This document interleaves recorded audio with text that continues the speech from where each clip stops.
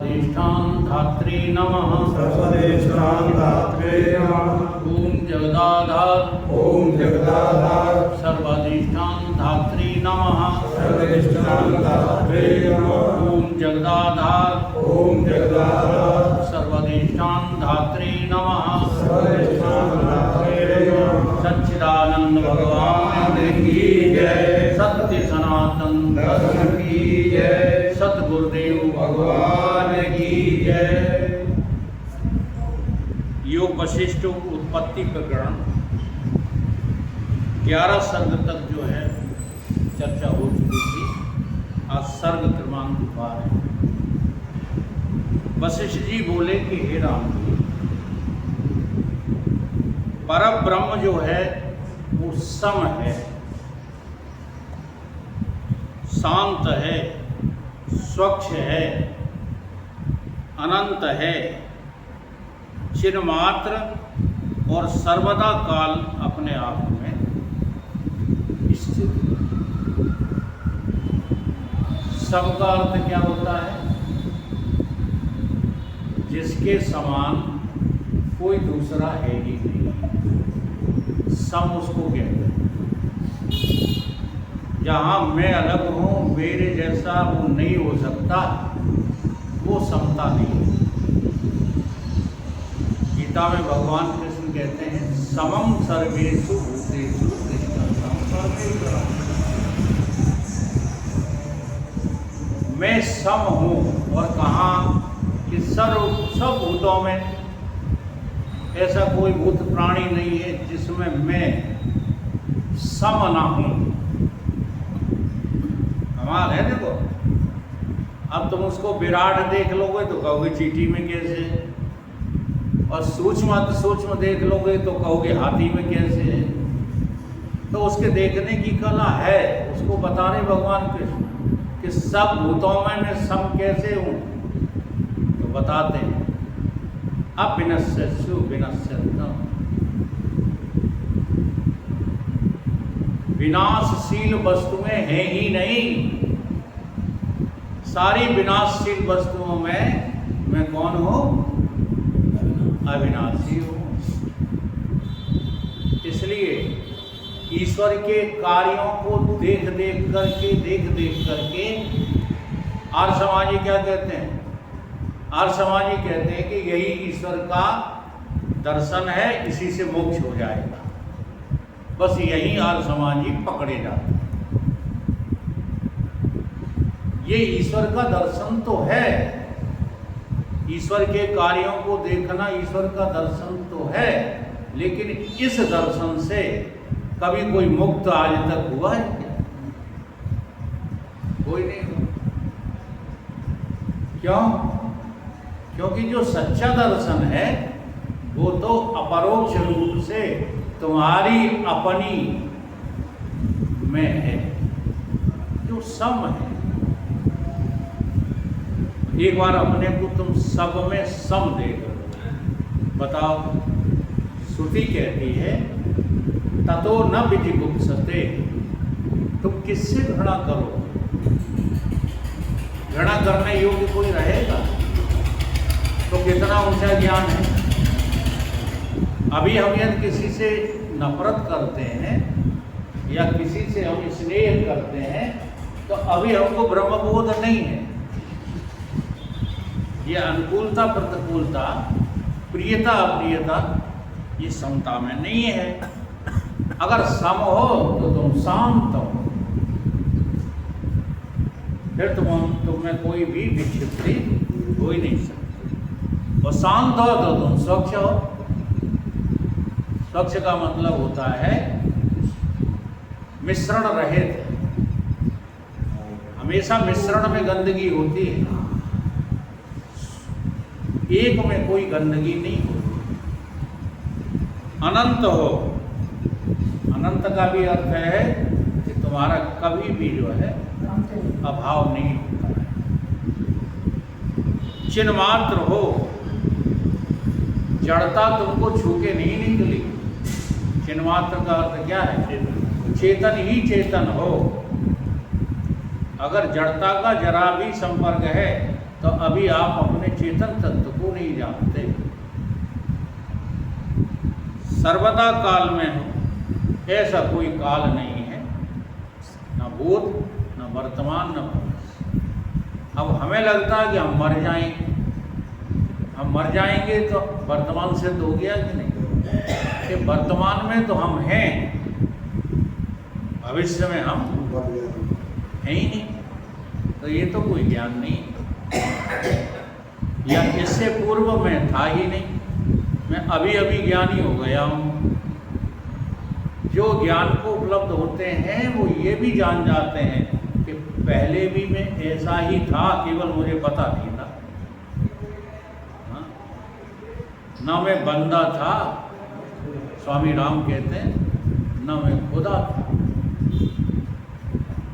न मैं बंदा था न मैं खुदा था, इन दोनों इल्लतों से मैं तो जुदा था, ये मुझे मालूम न था, मालूम ही नहीं था मुझे। अब मालूम जो है पड़ा है, मालूम हुआ मुझे रहस्य अपने सनम से मिलने का, कि मेरी खुद ही पर्दा पड़ी थी, मैं खुद ही जो है अपने आप को अलग देख रहा था। ये वजह मुझे मालूम पड़ गई, वजह है केवल भ्रम।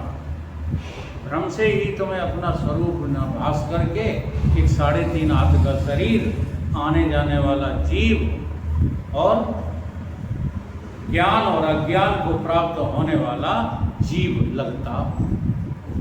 ये भी भ्रम ही है, जो हमें लगता है कि हम ज्ञानी हो गए। सबसे बड़ा भ्रम पाले बैठा है वो अग्नोत्रीय। आपसे थोड़ा इतना निवेदन करते हैं कि संचालन जरा दमंगी से किया करो। मेरी तो आज्ञा ये है, अगर कोई हट करे तो उसके तमाशा भी मार दो। जी हाँ, ये कोई बात होती है? कितना बड़ा ज्ञानी बनता है, इसको ज्ञान थोड़ी कहते हैं। कि आज तुम्हें मौका मिल गया बैठने का तख्त पर, तो तुम आज सारा ज्ञान बघारने लगे। रोजाना कहाँ चले जाते, क्यों नहीं आते हो ज्ञान में? बोल खुले तुम्हारी, किसी को कोई दिलचस्पी नहीं है आत्मज्ञान में। हम उन लोगों से रोज कहते हैं जो ये अपना कर्तव्य समझते, एक दिन आओ सत्संग में, एक दिन नहीं आओ, तो तुम्हें क्या मिल क्या जाएगा बताओ, सिवाय मनोमुग्धता के? और तुम्हारे पास है क्या?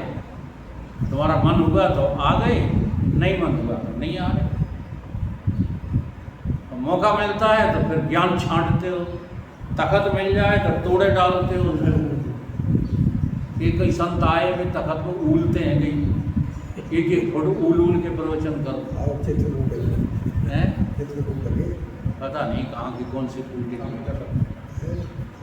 ये सबके सब अभिमानी होते हैं, अभिमानी।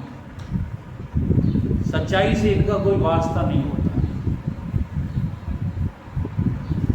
सम अर्थात सजातीय रूप, असम अर्थात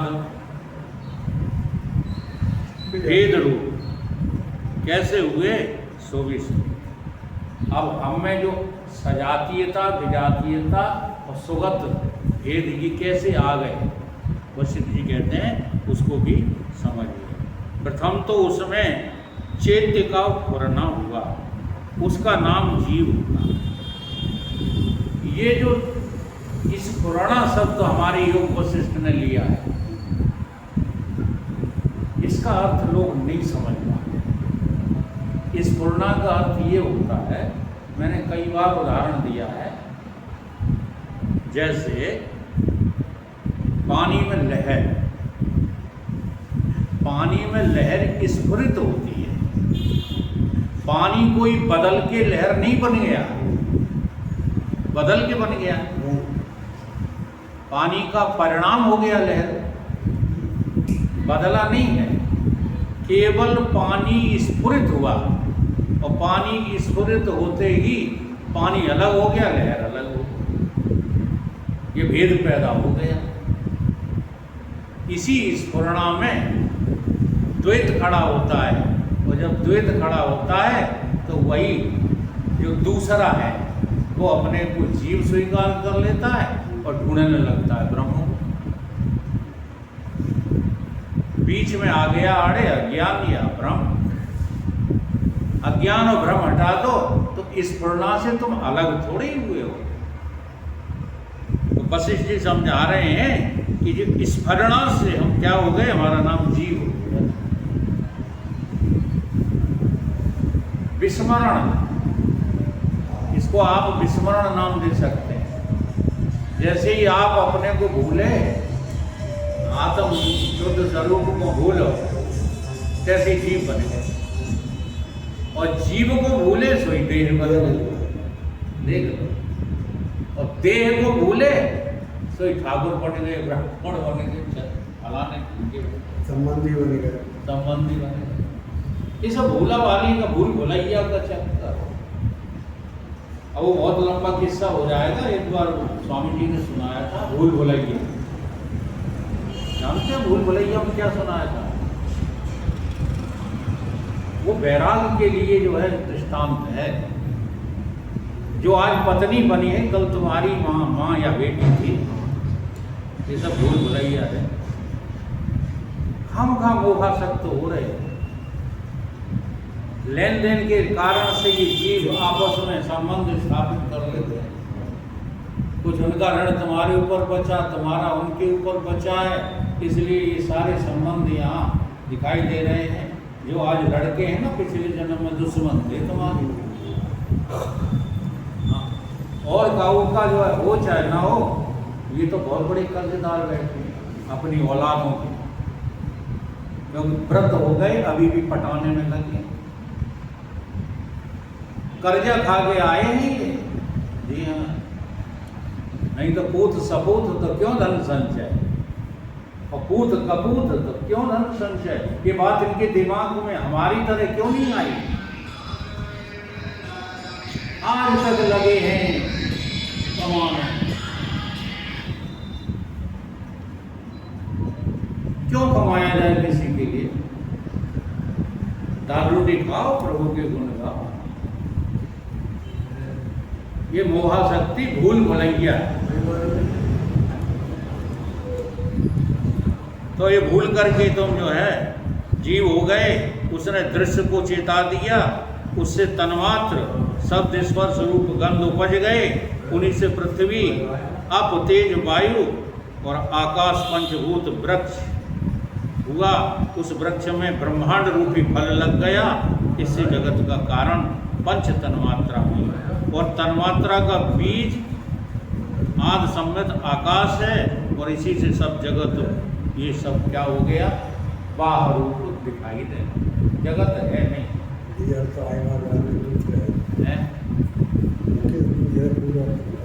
क्या जी?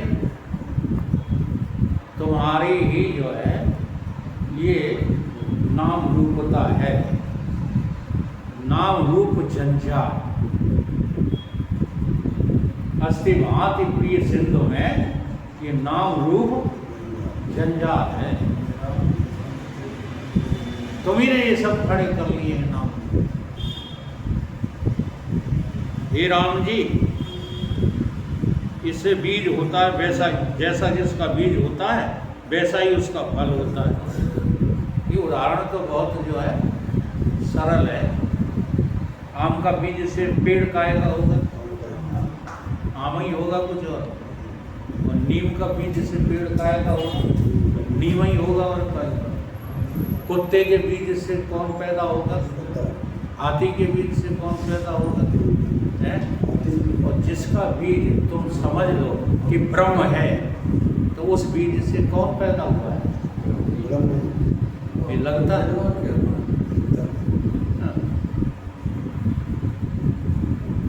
इसलिए ब्रह्म कौन है? निमित्तो उपादान भिन्नो अभिन्न, सबका कारण। कारण माने बीज। ये ब्रह्म की स्फुरणा का नाम जगत है। बस ये क्या है? ब्रह्म की स्फुरणा का नाम क्या है? जगत। वो स्फुरणा कुछ नहीं है। गाड़ी की लुक लुक, सिकुड़ूं तो दिल आसिफ, फैलूं तो जमाना। तुम ही फैले हुए हो और तुम ही सिकुड़ जाते हो, रात में जाने कहाँ चले जाते हो। दिन में फिर फैल जाते हो।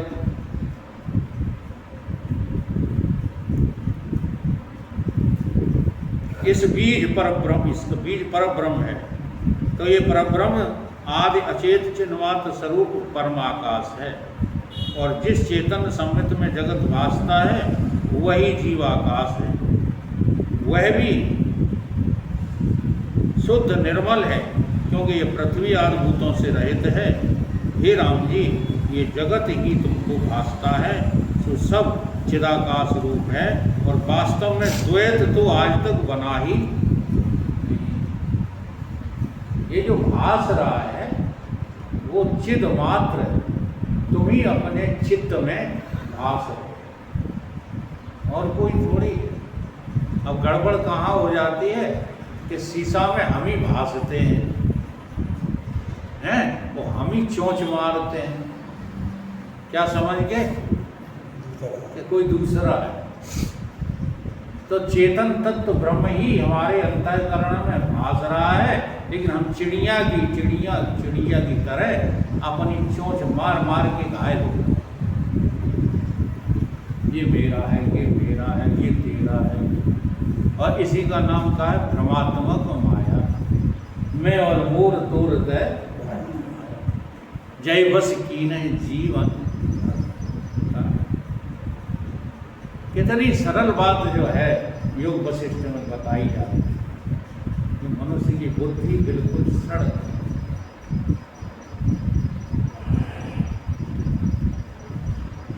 ये मैंने तुमसे ब्रह्माकाश और जीवाकाश दोनों का पता बता दिया, ठीक है। समष्टि में देखो तो ब्रह्माकाश, व्यष्टि में देखो तो जीवाकाश। जीवो ब्रह्मो ना परा, ये दो आकाश हो ही नहीं सकते, हैं ही नहीं। अब जिससे इनको शरीर ग्रहण हुआ सो सुनिए। हे राम जी, शुद्ध चिन्ह मात्र में जो चैतन्यो उन्मुख अहम अस्मि हुआ, और उस अहम भाव से आपको जीव अणु जानने लगा। अपना वास्तविक स्वरूप अन्य भाव को नहीं होकर जीव अणु में जो अहम भाव दृढ़ हुआ, उसी का नाम अहंकार हुआ।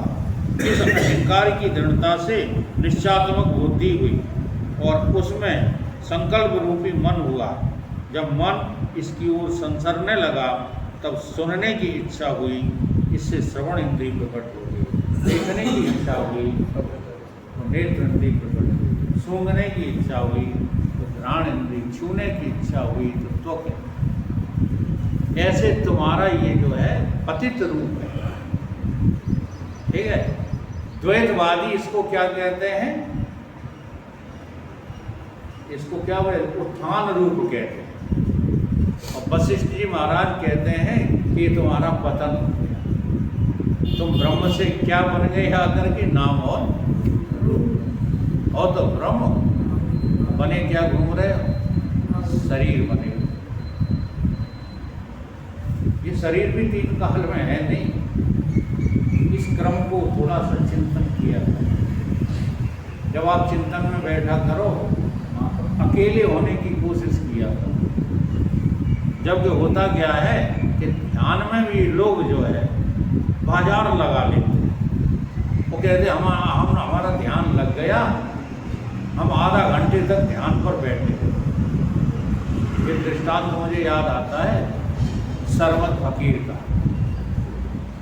एक बहुत सूफी संत अच्छे फकीर हुए हैं, औरंगजेब बादशाह था। औरंगजेब एक दिन उसने जो है अपने महल में निवास का कार्यक्रम रखा। क्या पढ़ी जाती है वो तो शब्द निवास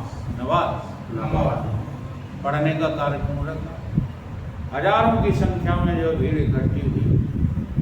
मुल्ला भी जो है सर, जैसे अपने यहाँ संत और पंडित को स्थान दिया जाता है, इनके यहाँ मुल्ला मौलवियों को दिया जाता है। तो मौलवी ने जो है डायरेक्शन देना शुरू किया और नमाज पढ़वाई। तो तो सब जो है जमीन में ओंधे गिरे, लेकिन सरमत फकीर बिल्कुल डटे रहे। हाँ, संत ऐसे नहीं होते हैं कि डर डर की बात करें। संत निडर होता है, क्योंकि सैया भाई कोतवाल अब हमें डर का है। अमरता हमको दिख गई, अब मरने का डर क्या था। तो सरमत फकीर नहीं झुके। मुल्ला चालाकी से आंखें खोल खोल के देख रहा। उसने शिकायत कर दी औरंगजेब से कि सबने नमाज पढ़ी, लेकिन इन्होंने सरमत फकीर ने नवाज को अनादर कर दिया, काफिर हो गया। औरंगजेब ने कहा, क्या तुम काफिर हो गए? तुमने खुदा की इबादत नहीं की? सरमत फकीर कहते हैं कि जिसने आपसे शिकायत की है उस मौलवी और मुल्ला का खुदा मेरे कदमों के नीचे पड़ा है। क्या कहा? इस मौलवी का खुदा मेरे कदमों के नीचे पड़ा है। औरंगजेब को बड़ा बुरा लगा कि ये तो महान काफिर निकला, ये हमारी खुदा की जो है तौहीन कर रहा है। तुरंत तो सूबेदारों को बुलाया और कहा, इसका सर कलम कर दो। फकीर मुस्कुराते रहे और उन्होंने गर्दन काट दी। अब वो गर्दन हवा में उड़ के चली। लोग तो ये बताते हैं कि ये वाली सचन घटना बहुत सच्ची है। एक अपन तो दृष्टांत मान के देते हैं, मुगल काल की घटना है, हुई होगी। अब वो ऊपर ही ऊपर मड़रा रहा है सर और बातचीत कर रहा है। सामने दूसरे फकीर मिले, उन्हें कहे, काहे सरमत धड़ कहाँ छोड़ा है? उन्होंने कही, ना हम धड़ हैं ना हम सर हैं, हम इन दोनों में से कोई नहीं है। हमें मिटा सके ये जमाने में दम नहीं, जमाना हमसे है। कटा हुआ सिर बोल रहा है। तो फकीर ने जाके औरंगजेब के पैर पकड़ लिए। उन्होंने कहा, महाराज बहुत अनर्थ होने वाला है। सरमत फकीर को यदि जमुना जी ने ग्रहण कर लिया तो सारा आगरा डुबा के जो है रख देंगी जमुना जी, तो क्या करेंगे? सरमत फकीर से जाके माफी मांगो। औरंगजेब दौड़ता हुआ गया और उस सर के सामने नतमस्तक हो गया कि महाराज बड़ी गलती हो गई, हमको जांच पड़ताल करनी चाहिए थी, आपके वचन का कोई दूसरा अर्थ है। मैंने कहा, समझ सकता है तो आप भी हम कह रहे हैं, तेरा खुदा और उस मौलवी का खुदा जहां मैं खड़ा था वहां कदमों के नीचे पड़ा। फिर भी बात नहीं आई औरंगजेब की समझ में, और इतना कहकर वो सर विलीन हो गया। अब जो है, जो अच्छे फकीर और विद्वान थे, उन्होंने कहा, उस जगह को खोद के तो देख लो, ये बार बार कह क्या रहे थे फकीर। और जो खोदा सो हजारों टन नीचे क्या मिला? खजाना मिला। क्या मिला? खजाना। अब उससे पूछा गया कि इबादत के समय में तुम क्या सोच रहे थे मौलवी जी? तो मौलवी बोले कि महाराज झूठ नहीं बोलूँगा, मेरी बिटिया शादी को थी और मैं सोच रहा था कि कहीं मुझे खजाना मिल जाए तो मेरी बिटिया की शादी हो। तो वृत्ति में क्या था? तुम ध्यान में बैठते हो तो क्या रहता है? झूठ नहीं बोलना। जब तक तुम्हारी वृत्ति में संसार है तब तक तुम्हारी वृत्ति बेईमान है, तुम ध्यान नहीं कर रहे। ये बात समझाने के लिए उदाहरण दिया। तो उसकी वृत्ति में खजाना था और वही सरमत ने कहा था कि इसका खुदा क्या है? पैसा, और वो मेरे कदमों के नीचे पड़ा। यही तो कहा, तो वहां मिल गया खजाना। तो वृत्ति धर्म जो है छोड़ दो, निवृत्त हो जाओ। और जो बुद्धि निवृत्त होती है वही बुद्धि मिथ्यात्व का निश्चय करती होती है। जब तक जगत तुम्हारी वृत्ति में सत्य है, तब तुम कितने भी कोशिश कर लो, परमात्मा की तरफ आगे बढ़ नहीं पाओ। हे राम जी, अहम अस्मि हुआ, इस अहम भाव से आपको जो है जीवत्व का पता लगा। मैं हूँ।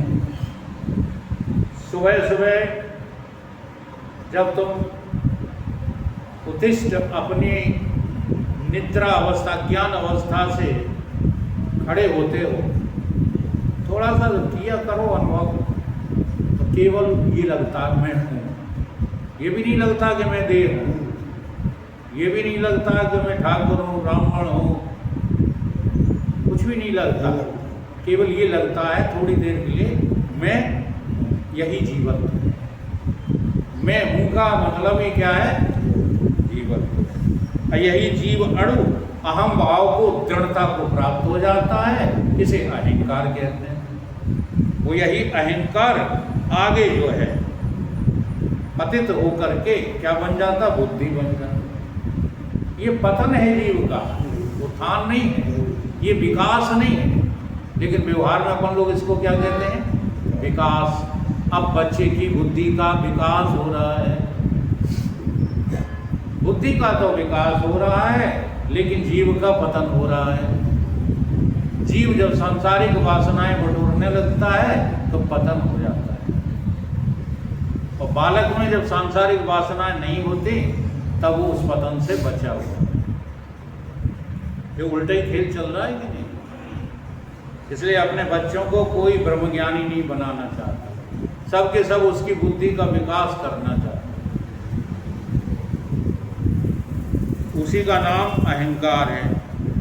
उसकी अहंकार की दृढ़ता का नाम निश्चयात्मक होती है, और उसमें जब संकल्प उठने लगते हैं उसी का नाम मन है। और मन जिस ओर संसरने लगता है उसी का नाम इंद्रियां है।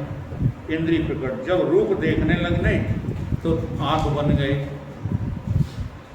शब्द सुनने लगे तो कान बन गए, स्पर्श की इच्छा हुई तो त्वचा बन गई, इंद्रिय प्रकट, रस लेने लगे तो रसना बन गई। इसी प्रकार से अब देखो, एक ही तत्व जो ब्रह्म था वो जीव बना, जीव से अंतःकरण बना, अंतःकरण से इंद्रिय, वही तो बन रहा है। इंद्रियां चेतत्य भासने लगी और उसमें जीव अहम प्रतीति करने लगा। मैं देखता, ये अभिमान लाद लिया, मैं सुनता, मैं चखता, मैं छूता। ये जीव को क्या हो गया? अहंकार। किसका? इंद्रियों का। दूसरे का धर्म खुद ने अपना लिया। इसलिए भगवान कृष्ण आखिरी में कहते हैं, अर्जुन आखिरी सूत्र देता हूं, सर्वधर्म परित्याग, सब धर्मों का त्याग कर दो। वहाँ ये नहीं कह रहे हैं हिंदू धर्म, मुसलमान धर्म, ईसाई धर्म, मंदिर धर्म, मस्जिद धर्म नहीं त्यागने को कह रहे हैं।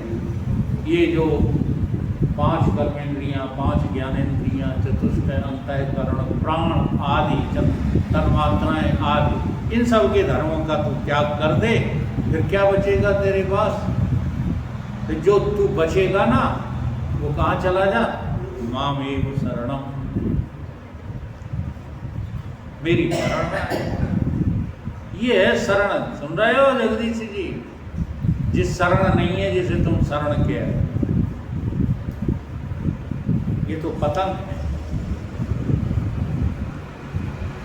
हे राम जी, जैसे दर्पण में पर्वत का प्रतिबिंब होता है, वह पर्वत से बाहर है, वैसे ही देह और इंद्रियों का दृश्य है, पर अपने में भासी हैं, इससे उसमें अहम प्रतीति होती है। दूसरा क्या लगता है?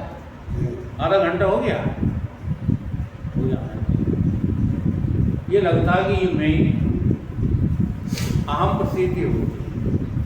देखना, सुनना, चखना, करना, चलना, फिरना, ऐसा लगता है कि मैं ही कर रहा हूँ, मैं ही कर रहा हूँ। अहम प्रतीति होती है। जैसे कूप में मनुष्य आपको देखे, वैसे ही देह में आपको देखता है। कूप मंडूक हो गए, कुएं का मेढ़क कितना अपने को देखता है।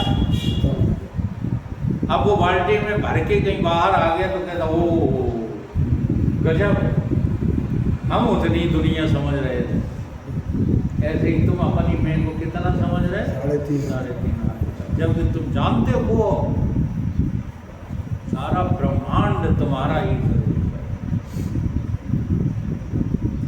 जैसे डब्बे रत्न होता वैसे ही देह में आपको दिखता है, वही चिद अणु देह के साथ मिलकर के दृश्य रचने लगता। उस अहम से ही क्रिया भासने लगी, जैसे स्वप्न में दौड़े और जैसे स्थिति में स्पंद हुए, वैसे ही आत्मा जो स्पंद किया हुआ उचित सम्मत से हुआ है, उसी का नाम स्वयं भू ब्रह्मा है।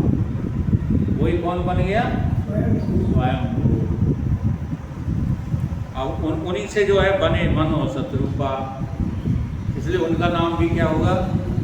स्वयं भू और मन सतरूपा तिन तय भई ये सृष्टि। कोई आदमी औरत का नाम नहीं है मन सतरूपा, ये मन सतरूपा स्वयं भू आप ही हैं।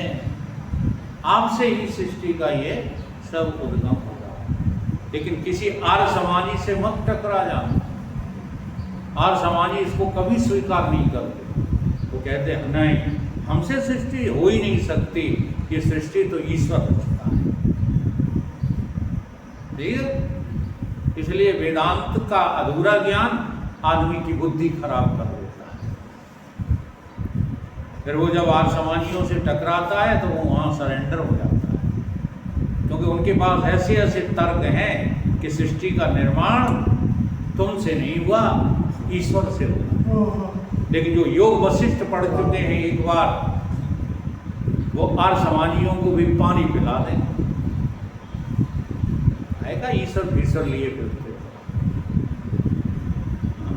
ईश्वर का डर तभी तक है जब तक तुम देह बने। तुम अपने देह को 5 तत्व, ठीक है, और 3 गुण, 5 तत्व 3 गुण चतुष्टय देख लो, फिर तुम्हें कभी शंका नहीं होगी जीव और ईश्वर में। जीव ईश्वर में कोई भेद ही नहीं। जैसे संकल्प से दूसरा चंद्रमा भासता है, वैसे ही मनोराज्य से ये जगत भासता है। केवल तुमने मनोराज्य स्थापित कर लिया है। जैसे सस खरगोश के सींग होते हैं, वैसे ही ये जगत है और आज तक उपजा। खरगोश के सींग होते हैं, सीपी में चांदी होती है, ढूंढ में भूत होता है। ये जब होता ही नहीं है तो संसार कैसे होगा? संसार भी ऐसे ही। जैसे चित्त फुरता गया, वैसे ही देश काल द्रव्य स्थावर जंगम जगत की मर्यादा बनती चली गई। इससे सब जगत संकल्प रूप है। संकल्प से इतर और आकार कुछ भी नहीं है। जब संकल्प फुरता है तब आगे जगत दृश्य भासता है, और संकल्प जब फुरना बंद हो जाता है तब ये दृश्य का अभाव हो जाता है। तो यही हो रहा है। जगे तो संकल्प फुर गया, और जब सोए तो निष्पन्न हो गया। अच्छा ईमानदारी से बताओ, जब सो गए थे तो मर गए थे? लेकिन जो सो गया था वो तुम हो। कि सोने में भी कोई साक्षी और है, ये अनुभव करना। सोने जगने वाले तुम नहीं हो, ये करने धरने वाले तुम नहीं हो, चलने फिरने वाले तुम नहीं हो, जन्मने मरने वाले तुम नहीं हो। तुम तो जो है वो हो जो रात में सब कुछ खत्म हो जाने पर भी आनंदित है। वहाँ सिवाय आनंद के और कुछ है ही नहीं। अब उस आनंद की अनुभूति जागृत में हो जाए, इसी का नाम क्या है? समाधि। नींद और समाधि में यही फर्क है। हे राम जी, इस प्रकार से ब्रह्म निर्माण हो फिर और उससे उपजते हैं, इससे सब संकल्प मात्र ही हैं। जैसे नट नाना प्रकार के पट के स्वांग करके बाहर निकल आता है, वैसे ही देखो ये सब माया मात्र है। राम जी जब चित्त की ओर संसरता है तब दृश्य का अंत नहीं आता, और जब अंतर्मुख हो जाता है तब सब जगत आत्मरूप ही वासने लगता है। इसलिए अंतर्मुख होने की साधना करो। ये बहिर्मुखता का क्या, बाहर कुछ है नहीं, जल्दी से जल्दी गुरु की बात का विश्वास करो। बाहर न संबंधी है, बाहर न धन है, बाहर न मकान है, बाहर न पृथ्वी है, न आकाश है, कुछ नहीं। इसलिए अंतर्मुख होगो, अंतर्मुख होने पर तुम्हें अनुभव होने लगेगा कि तुम आत्मस्वरूप हो और कुछ हो ही। हो गया? बोलिए सतगुरुदेव भगवान की